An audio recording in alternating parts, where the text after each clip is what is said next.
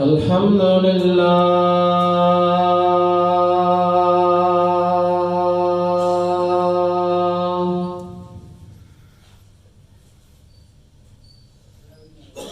الحمد لله الذي أبدع الأفلاك والأرضين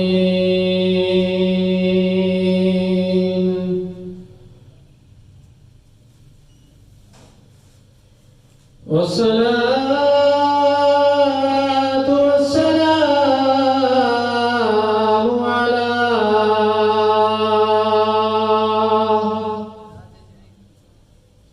من قال نبيا وآدم بين الماء والطين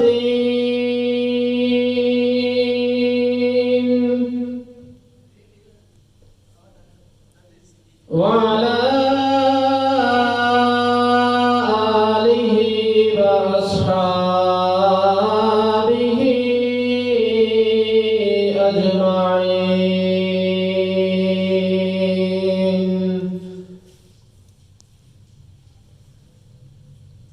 أما بعد فأعوذ بالله من الشيطان الرجيم.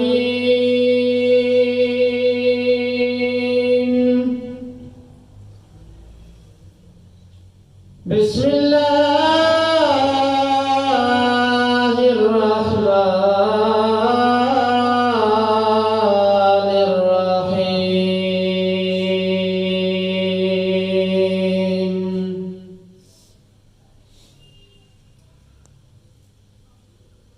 يا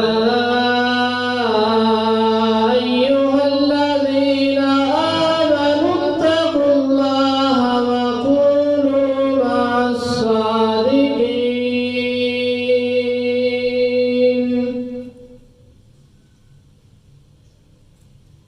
صدق الله العظيم وبلغنا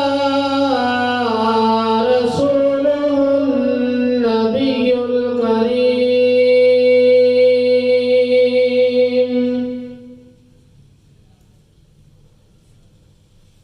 إن الله وملائكته يصلون على النبي. يا أيها الذين آمنوا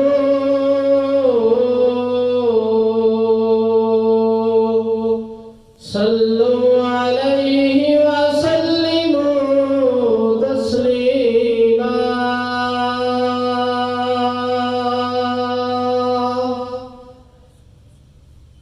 الصلاة والسلام عليك يا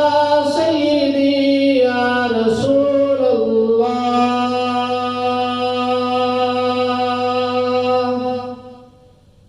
الصلاة والسلام عليك يا سيدي يا حبيب الله.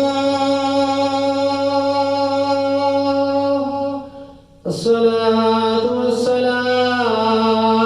عليك يا سيدي يا رحمة للعالمين. وعلى آلك وأصحابك يا جد الحسن والحسين.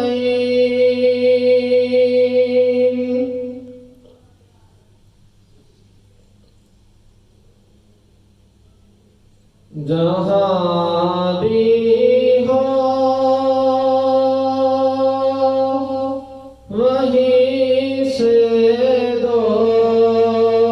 صدا سرکار سنتے ہیں. جہاں بھی ہو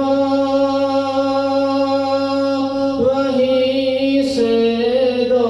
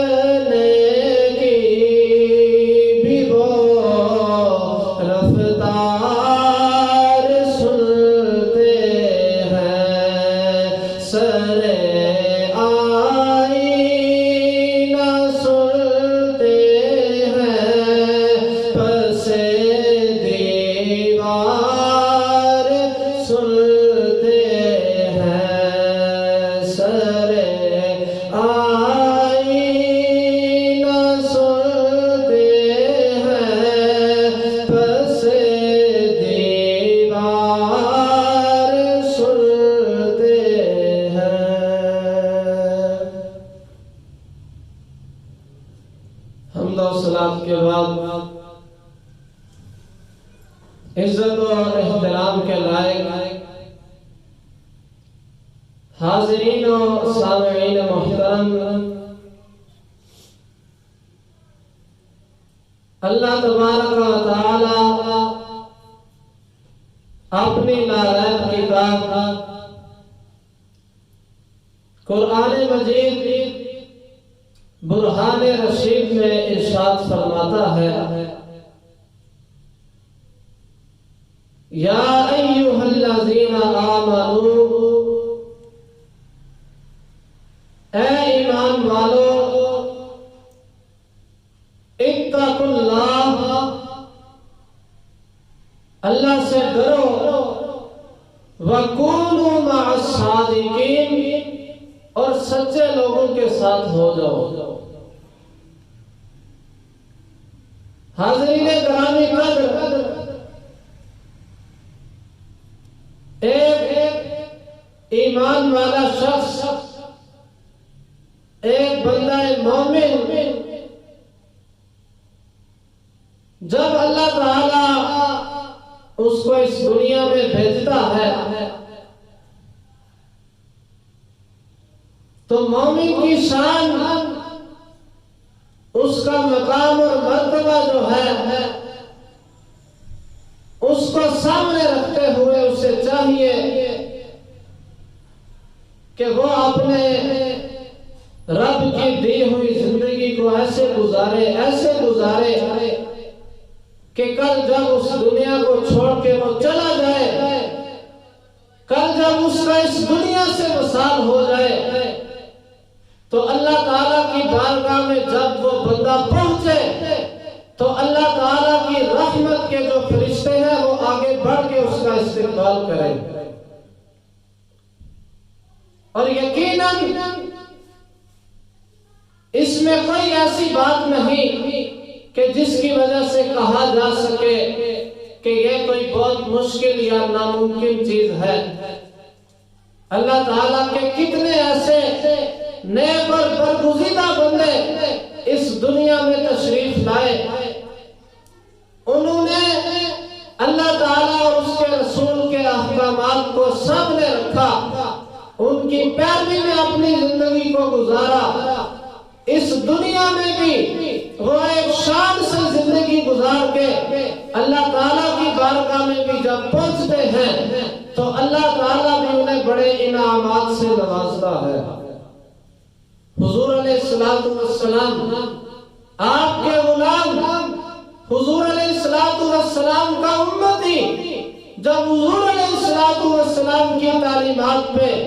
عمل کر کے اپنی دنیا کی زندگی کو گزارتا ہے تو اللہ تعالیٰ دنیا میں بھی اور آخرت میں بھی اسے اعلیٰ اور ارفع مقام عطا فرماتا ہے۔ اور پھر اللہ تعالیٰ نے قرآن مجید میں ارشاد فرمایا کہ اے ایمان والو، اللہ تعالیٰ سے ڈرو۔ اللہ تعالیٰ نے انسان پہ نماز کو فرض کیا، جو بندہ نماز پڑھتا ہے گویا اس بندے کے دل میں اللہ تعالیٰ کا جو ڈر ہے وہ موجود ہے۔ اللہ تعالیٰ نے فرمایا، اے مسلمانوں، میں نے تم پہ روزے فرض کیے ہیں، جب رمضان المبارک کا بابرکت مہینہ آتا ہے جو بندہ رمضان کے روزے رکھتا ہے گویا اس کے دل میں اللہ تعالیٰ کا ڈر موجود ہے، اسے پتا ہے کہ یہ رمضان شریف کے جو روزے ہیں یہ مجھ پہ فرض کیے گئے ہیں، اگر میں نے ان کو چھوڑا تو اللہ کی بارگاہ میں مجھے جواب دہ ہونا پڑے گا۔ اسی طرح دیگر جو فرائض ہیں ہمارے ذمہ،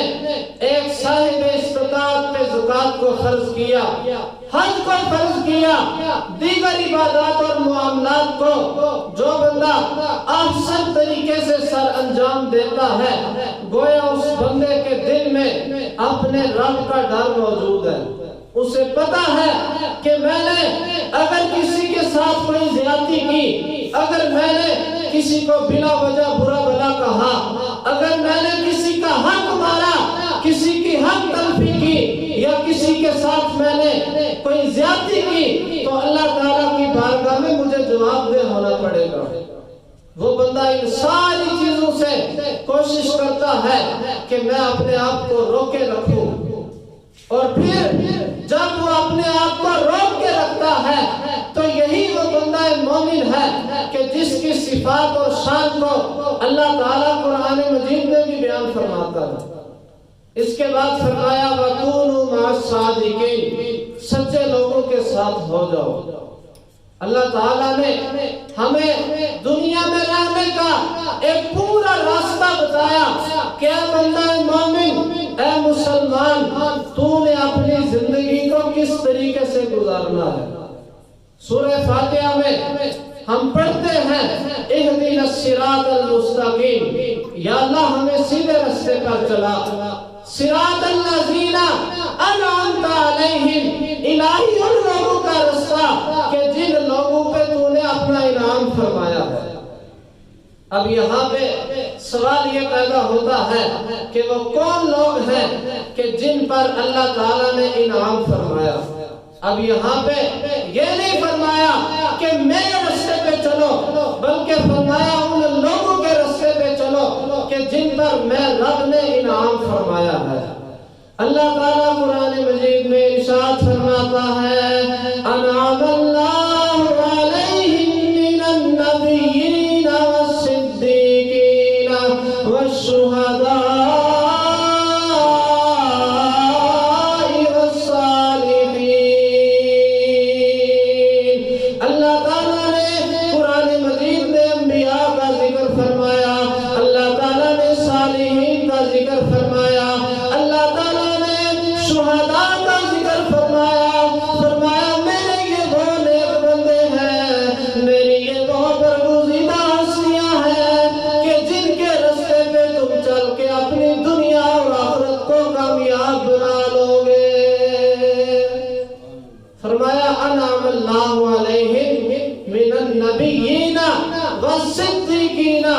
والشہداء والصالحین،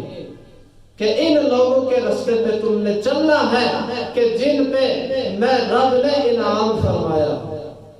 اور پھر ہم ہر نماز میں یہ دعا مانگتے ہیں کہ یا اللہ ہمیں سیدھے راستے پہ چلا۔ الہی کن لوگوں کا راستہ؟ فرمایا صراط الذین انعمت علیہم، ان لوگوں کا راستہ جن پر میں رب نے انعام فرمایا۔ اور یقیناً ایک حضور علیہ السلام کا امتی، حضور علیہ السلام کی اہل بیت اطہار کا اپنے دل میں ادب رکھنے والا شخص، حضور علیہ السلام کے صحابہ اکرام سے کا جو نام ہے وہ احترام سے لینے والا شخص، اور پھر اللہ تعالیٰ کے اولیاء کاملین کو ماننے والا جو شخص ہے، یقیناً وہی شخص کامیاب ہے۔ اگر کوئی اہل بیت اطہار کے متعلق کوئی نازیبہ الفاظ استعمال کرے گا، اسے بھی پکڑ ہوگی، اللہ کی بارگاہ میں جواب دینا پڑے گا۔ کسی صحابی کے متعلق کوئی نازیبہ الفاظ استعمال کرتا ہے، اور اگر کسی ولی کے متعلق کوئی ایسا عقیدہ اپنے دل میں رکھتا ہے تو اسے اللہ کی بارگاہ میں جواب دہ ہونا پڑے گا۔ اب یہاں پہ سوال یہ پیدا ہوتا ہے کہ اللہ تعالیٰ کے اولیاء کو جو اللہ تعالیٰ نے شان اور مقام اور مرتبہ عطا فرمایا ہے وہ کس وجہ سے عطا فرمایا ہے؟ اب اللہ تعالیٰ کے بعض اولیاء کاملین وہ ایسے ہیں کہ جنہیں اللہ تعالیٰ نے اس دنیا میں آنے سے پہلے ہی مقام ولایت عطا فرمایا تھا۔ حضور غوث اعظم رضی اللہ تعالی عنہ، جن کا ہم نام لیتے ہیں، جن کا ہم اپنے آپ کو مرید بھی کہتے ہیں، حضور غوث اعظم رضی اللہ تعالی عنہ، آپ کو اللہ تعالیٰ نے بہت پہلے سے مقام ولایت عطا فرمایا تھا۔ کچھ اللہ تعالیٰ کے اولیاء کاملین وہ ہیں کہ جو اس دنیا میں جب آتے ہیں تو سب سے پہلے اگر ان کی زندگی کے ابتدائی دور کو دیکھا جائے تو ان پر کوئی ایسا اللہ تعالیٰ کا کرم نہیں ہوتا، لیکن پھر جب ان کے دل کی دنیا بدلتی ہے، وہ کوئی ایسا نیک کام کر لیتے ہیں یا کسی ولی کامل کی صحبت میں جب وہ بیٹھتے ہیں تو اس انعام کی وجہ سے، اس کرم بندوں کو ولی کامل کا درجہ عطا فرماتا ہے۔ اور پھر کچھ اللہ تعالیٰ کے وہ اولیاء کاملین ہیں کہ جو اس دنیا میں آتے ہیں اللہ تعالیٰ کی عبادت کرتے ہیں، اللہ تعالیٰ نے جو فرائض ذمہ لگائے ان کو اچھے طریقے سے نبھاتے ہیں، اور پھر فرائض کے ساتھ ساتھ وہ نفل عبادات بھی کرتے ہیں۔ کبھی تہجد پڑھ رہے ہیں، کبھی نفل پڑھ رہے ہیں، کبھی نفلی روزے رکھ رہے ہیں۔ اسی طرح دیگر جب وہ فرائض کے بعد نفلی عبادات کر کے اللہ تعالیٰ کا قرب حاصل کرتے ہیں تو ایسے بندوں کو بھی اللہ تعالیٰ مقام ولایت عطا فرماتا ہے۔ اور پھر یاد رکھیے یہ مقام ولایت حاصل کرنے کے لیے جہاں اور بہت ساری شرائط ہیں، ان میں ایک شرط یہ بھی ہے کہ انسان کے دل میں اللہ تعالیٰ کی جتنی بھی مقدس اور برگزیدہ ہستیاں ہیں ان کے بارے میں انسان کے دل میں ادب ہونا چاہیے۔ آج اگر ہم کسی اور فرقے یا مذہب کی طرف دیکھتے ہیں جو ہمیں گمراہ نظر آتا ہے تو ہم علل اعلان اس بات کا ڈنکے کی چوٹ پہ کہتے ہیں کہ ہمیں ان لوگوں میں کوئی بھی ایک بھی اللہ تعالیٰ کا ولی نظر نہیں آئے گا۔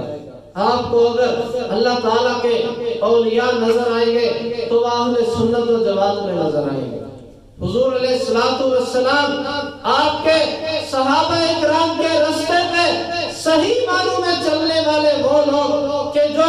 حضور علیہ السلام کی بتائی ہوئی تعلیمات کے مطابق اپنی زندگی کو بسر کرتے ہیں، اولیاء کاملین کا، صحابہ اکرام کا، اہل بیت اطہار، حضور علیہ السلام کا، اور آپ سے پہلے جتنے انبیاء گزرے جب ان کا احترام کرتے ہیں تو یہی وہ لوگ ہیں کہ جو حضور علیہ السلام کی بتائی ہوئی تعلیمات پہ عمل کرنے والے ہیں۔ اب آپ کو اس دنیا میں معاذ اللہ ایسے لوگ بھی نظر آئیں گے جو بڑی آسانی سے یہ کہہ دیتے ہیں کہ ہم نے نماز نہیں پڑھنی، اس کی تو ضرورت ہی نہیں ہے، وغیرہ وغیرہ طرح طرح کی باتیں کرتے نظر آتے ہیں۔ بڑا پرفتن دور ہے آج کے اس معاشرے میں، ضرورت اس بات کی ہے کہ انسان اپنی زندگی کو حضور علیہ السلام کی تعلیمات پہ عمل کرتے ہوئے جب گزارے گا تو یقیناً ایسے شخص پہ اللہ تعالیٰ اپنا فضل و کرم فرمائے گا۔ اب اللہ تعالیٰ قرآن مجید میں ارشاد فرماتا ہے ان الشیطان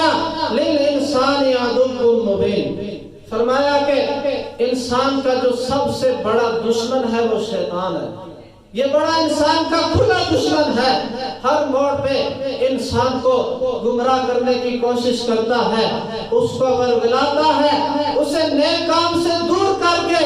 برے کام کی طرف لے کے جاتا ہے۔ فرمایا اے انسان تو اپنے دشمن کو پہچان۔ آج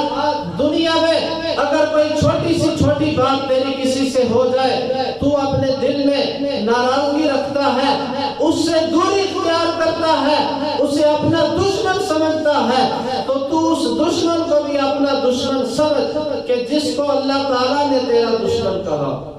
شیطان انسان کا دشمن ہے، یہ اللہ تعالیٰ نے قرآن پاک میں ہمیں بتایا کہ انسان کا جو دشمن ہے وہ شیطان ہے۔ اب انسان کی یہ کوشش ہونی چاہیے ہر وقت کہ وہ اللہ تعالیٰ کی بارگاہ سے شیطان کی پناہ بھی مانگے کہ یا اللہ تو مجھے شیطان کے شر سے محفوظ فرما، تو مجھے شیطان کے شر سے بچا۔ اور پھر ہر موقع پہ ہر موڑ پہ ہم اپنی زندگی میں کوشش کریں۔ اب یہ جو شیطان ہے یہ طرح طرح کے طریقے بدل کے انسان کو گمراہ کرنے کی کوشش کرتا ہے۔ کبھی انسان سمجھتا ہے کہ میں شاید بہت نیکی کا کام کرنے لگا ہوں، میں بہت بڑی اللہ کی بارگاہ میں نیکی کرنے لگا ہوں، لیکن شیطان جب بیچ میں آ جاتا ہے وہ کوئی ایسی بات ذہن میں ڈال دیتا ہے کہ جس کی وجہ سے اس انسان کی ساری جو نیکی ہے وہ ضائع ہو جاتی ہے۔ مثال کے طور پہ صرف ایک مثال دینے کے لیے، اب انسان ہے وہ نیکی کرتا ہے، کوئی بھی نیکی کرتا ہے، غریبوں کو کھانا کھلا رہا ہے، قربانی کر رہا ہے، دیگر جب وہ نیکی کرنا چاہتا ہے، اب نیکی کر رہا ہے، اس نے اتنے زیادہ پیسے بھی خرچ کیے، لوگوں کو کھانا کھلایا وغیرہ وغیرہ۔ اب انسان کے دل میں اگر یہ بات آ جائے کہ میں لوگوں کو کھانا کھلاؤں گا تو محلے والے برادری کے لوگوں میں میری بڑی واہ واہ ہوگی، لوگ میری تعریف کریں گے، لوگ کہیں گے دیکھو اس بندے نے بڑا اچھا قربانی کا جانور لایا ہے۔ یاد رکھیے جب بھی کسی نیکی کے کام میں ہماری نیت تبدیل ہو گئی، ہماری نیت درست نہ رہی، اس میں رضائے الہی شامل نہ رہی، تو ہمیں اس نیکی کا کوئی فائدہ نہیں ملے گا۔ اللہ تعالیٰ کی بارگاہ میں وہی عمل قبول ہوتا ہے، اور یہ تو وہ بارگاہ ہے کہ اس بارگاہ میں تھوڑا اور زیادہ نہیں دیکھا جاتا کہ فلاں نے تھوڑا دیا۔ اب غریب بھی اس دنیا میں رہتے ہیں، بہت زیادہ پیسے اور مال رکھنے والے لوگ بھی ہیں، بہت زیادہ مالدار لوگ بھی ہیں۔ اب شاید بہت زیادہ جو مالدار آدمی ہے وہ مسجد میں بہت زیادہ پیسے دے دے کہ اللہ کے گھر کے لیے میں دے رہا ہوں، جو غریب آدمی ہے اس کے دل میں یہ خیال آئے کہ میرے پاس تو اتنا مال نہیں ہے کہ میں اللہ کی بارگاہ میں خرچ کر سکوں، تو یاد رکھیے ہم جتنا بھی اپنی استطاعت کے مطابق اللہ کی راہ میں خرچ کرتے ہیں، اللہ تعالیٰ کی ذات اسی کو قبول فرمانے والی ہے۔ اللہ تعالیٰ کی ذات دلوں کی دنیا کو دیکھنے والی ہے کہ اس بندے نے یہ جو نیکی کی ہے یہ کس وجہ سے کی ہے، اس کی نیت کیا تھی۔ ہو سکتا ہے زیادہ پیسے دینے والا اس کے دل میں کوئی ایسی نیت آ جائے میں لوگوں کے سامنے پیسے دوں گا کہ فلاں شخص نے مسجد کی اتنے ہزار خدمت کی ہے، لوگ واہ واہ کریں گے۔ ایسے انسان کی نیکی ضائع ہو سکتی ہے۔ انسان کو ہر مقام پہ اس چیز سے بچنا چاہیے، کوشش کرنی چاہیے۔ انسان صدقہ بھی کرے تو اس حال میں کہ دائیں ہاتھ سے وہ صدقہ دے اور بائیں کو خبر تک نہ ہو۔ اب یہ نہیں ہے کہ آپ علل اعلان صدقہ نہیں کر سکتے، آپ لوگوں کو بتائیں، علل اعلان بھی آپ خیرات کر سکتے ہیں، لیکن اس میں یہ بات جو سب سے زیادہ ضروری اور ذہن میں رکھنے والی ہے کہ انسان کی جو نیت ہے وہ ٹھیک ہونی چاہیے۔ انسان اچھی نیت سے اگر لوگوں کے سامنے کوئی ایسا دین کا کام کرتا ہے، اس کی یہ نیت ہے کہ اگر میں دوں گا تو میری وجہ سے اور لوگ بھی اس نیکی میں شامل ہو جائیں گے، اب یہ نیت درست ہے۔ اس نیت کی وجہ سے اگر کوئی نیکی کا کام کر رہا ہے، کہیں پہ مال خرچ کر رہا ہے، تو اب اس انسان کو اس نیکی کا فائدہ بھی ملے گا۔ اب حضور غوث اعظم رضی اللہ تعالی عنہ جہاں شیطان اس کا کام ہے کہ وہ حضور علیہ السلام کے غلاموں کو، نیک لوگوں کو ورگلاتا ہے، اس کی ہر موڑ پہ ہر ممکن یہ کوشش ہوتی ہے کہ میں کسی نہ کسی طریقے سے اس بندے کو نیکی کے راستے سے ہٹا کے برائی کے راستے کی طرف لے جاؤں۔ اب شیطان نے حضور غوث اعظم رضی اللہ تعالی عنہ آپ پہ بھی اس نے وار کیا کہ میں کوشش کرتا ہوں کہ میں ان کو بھی جو سیدھا رستہ سا ہے اس سے ہٹا کے میں ان کو غلط رستے کی طرف لگاؤں۔ حضور غوث اعظم رضی اللہ تعالی عنہ آپ عبادت میں مصروف تھے۔ اب شیطان اس نے آپ پہ حملہ کرنا تھا، وار کرنا تھا۔ اس نے کیا کیا؟ اچانک زمین آسمان کے درمیان ایک روشنی پھیل گئی۔ اب اس روشنی سے ایک گرجدار آواز آئی، اور آواز کیا تھی کہ اے عبد القادر، میں نے تجھ پہ جو فرائض ہیں ان کو معاف کر دیا ہے، تو نے اللہ کی عبادت کی، میں اس سے خوش ہوا، لہذا آج کے بعد تیرے سے کسی فرض کے بارے میں کوئی سوال نہیں کیا جائے گا، تو جو مرضی چاہے کر، آج کے بعد جتنی حرام چیزیں ہیں وہ ساری تجھ پہ حلال کر دی گئی۔ اب شیطان نے جب یہ جملے کہے، حضور غوث اعظم رضی اللہ تعالی عنہ آپ نے اللہ تعالیٰ کی پناہ مانگی، آپ نے فرمایا اے مردود دور ہو جا، مجھے پتا ہے کیونکہ آپ اللہ تعالیٰ کے ولی کامل تھے، آپ سمجھ گئے کہ یہ شیطان ہے۔ اب اس نے دوسری مرتبہ جاتے جاتے پھر ایک بار کیا، وہی روشنی اس سے دھواں ایک ظاہر ہوا، اس سے دوبارہ آواز آئی کہ اے عبد القادر، آج تجھے تیرے علم نے بچا لیا ہے۔ حضور غوث اعظم نے فرمایا اے مردود دور ہو جا، مجھے میرے علم نے نہیں بچایا بلکہ مجھے اللہ تعالیٰ کی رحمت نے بچا لیا ہے۔ اب یہ شیطان کا دوسرا بات تھا کہ شاید ان کو اپنے علم پہ بڑا ناز ہوگا کہ میرے پاس بڑا علم ہے، میں بڑا جاننے والا ہوں۔ اس نے کہا کہ آج تیرے علم نے تجھے بچا لیا۔ حضور غوث اعظم نے فرمایا کہ مجھے میرے علم نے نہیں بلکہ مجھے اللہ تعالیٰ کی رحمت نے بچا لیا ہے۔ اب شیطان حیران ہو گیا، وہ سر پیٹنے لگا، وہ سمجھ گیا اور وہ کہنے لگا کہ آج کے بعد میں حضور غوث اعظم کے اپنا جو وقت ہے وہ ضائع نہیں کروں گا۔ اللہ تعالیٰ کے یہ نیک بندے، انہیں اللہ تعالیٰ نے وہ شانے، وہ مقام اور مرتبہ عطا فرمایا ہوتا ہے۔ اور پھر عظیم صحابی رسول، مسلمانوں کے خلیفہ حضرت عمر رضی اللہ تعالیٰ عنہ، آپ کے بارے میں بھی آتا ہے کہ جس رستے سے امیر المومنین حضرت عمر فاروق گزرا کرتے تھے، شیطان اس رستے کو چھوڑ جاتا تھا۔ حضور علیہ السلام آپ کے یہ لاڈلے اور پیارے بیٹے، آپ نے جب شیطان کو یہ دوسرا جواب دیا وہ مایوس ہو کے چلا گیا۔ ابن تیمیہ نے جب اس واقعہ کو لکھا تو اس سے یہ بھی ساتھ لکھا کہ بعد میں حضور غوث اعظم رضی اللہ تعالی عنہ آپ کی بارگاہ سے، آپ کی بارگاہ میں جب یہ سوال کیا گیا کیا حضور غوث اعظم رضی اللہ تعالی عنہ آپ کو کیسے پتا چلا کہ وہ شیطان تھا؟ آپ نے فرمایا کہ اس نے کہا کہ آج کے بعد تجھ پہ جتنے فرائض ہیں وہ معاف ہیں۔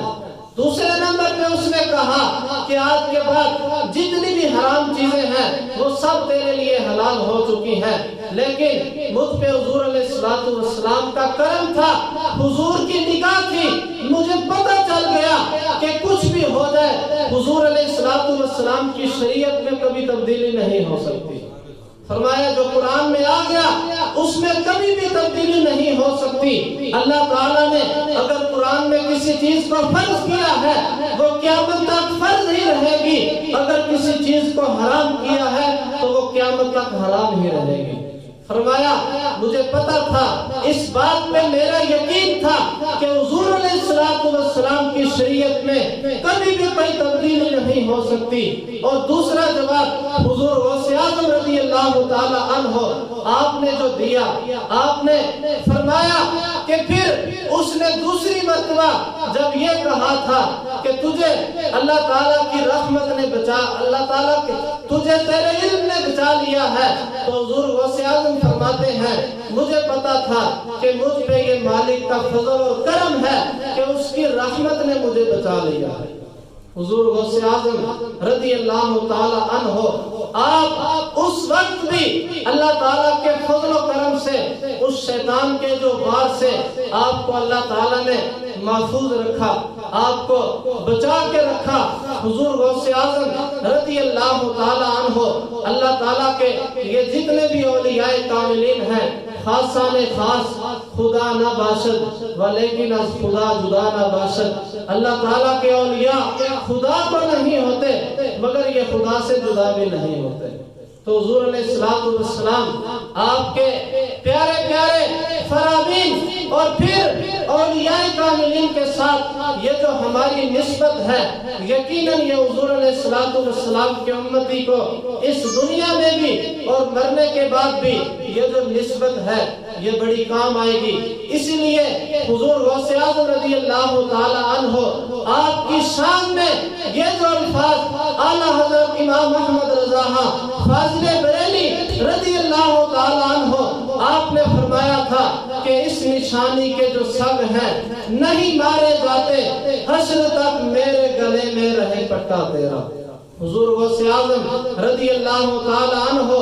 آپ کی شان، آپ کا مقام اور مرتبہ یہ ہے کہ آپ اپنے مریدین کے پکارنے پہ ان کی مدد بھی فرماتے ہیں، روحانی طور پہ ان کی طرف نگاہ بھی کرتے ہیں، اور پھر جو حضور غوث اعظم رضی اللہ تعالیٰ عنہ آپ کو دل و جان سے ماننے والا ہے، حضور غوث اعظم رضی اللہ تعالیٰ عنہ اس پہ اپنی روحانی توجہ بھی کرتے ہیں۔ حضور غوث اعظم رضی اللہ تعالیٰ عنہ آپ کو اللہ تعالیٰ نے یہ مقام اور مرتبہ دیا تھا کہ آپ جب سامعین کی محفل میں واعظ فرماتے، انہیں دین اسلام کی طرف بلاتے، ان پر ایک کیفیت طاری ہو جاتی، ایسی کیفیت طاری ہو جاتی، حضور غوث اعظم رضی اللہ تعالیٰ عنہ گفتگو کرتے کرتے آپ فرماتے کہ اب کال ختم ہوا، اب ہم حال کی طرف آتے ہیں۔ جب یہ جملہ کہتے سامعین پہ ایک عجیب کیفیت طاری ہو جاتی، کوئی آہو بقا میں مصروف ہو جاتا، کوئی مرغے بسمل کی طرح تڑپنا شروع ہو جاتا، کوئی اپنے کپڑے پھاڑ کے جنگل کی طرف نکل جاتا، کسی پہ وجد کی کیفیت طاری ہو جاتی، اور کسی پہ شوق اور ہیبت کا اس قدر پر غلبہ ہوتا کہ اس کے جسم سے جو روح ہے وہ پرواز کر جاتی۔ حضور غوث اعظم کی مجلس میں بیٹھنے والا کوئی بھی ایسا شخص نہیں تھا کہ جو حضور غوث اعظم رضی اللہ تعالی عنہ آپ کے جو فرامین ہے، آپ کا جو واعظ ہے، اس سے متاثر نہ ہوتا۔ اللہ تعالیٰ کی بارگاہ میں دعا ہے کہ وہ ہمیں نیک لوگوں کے ساتھ اپنی نسبت کو قائم رکھنے کی توفیق عطا فرمائے۔ سارے حضرات اپنی اپنی صفیں درست کر لیں اور سنت جمعہ ادا کر لیں۔